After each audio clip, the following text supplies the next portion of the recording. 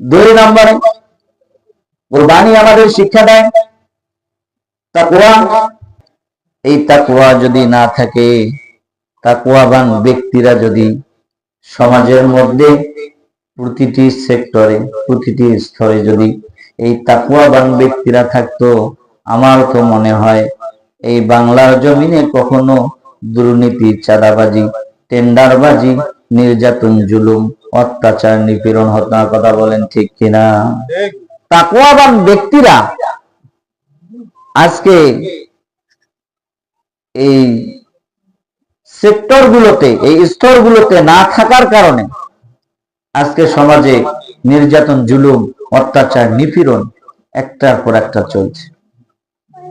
আর তাকওয়াবান ব্যক্তিরা যখন ওই স্তরগুলোতে, ওই সেক্টরগুলোতে থাকবে, তখন কিন্তু ইনসাফ, জুলুমের বদৌলতে ইনসাফ চলে আসবে। কথা বলেন ঠিক কিনা?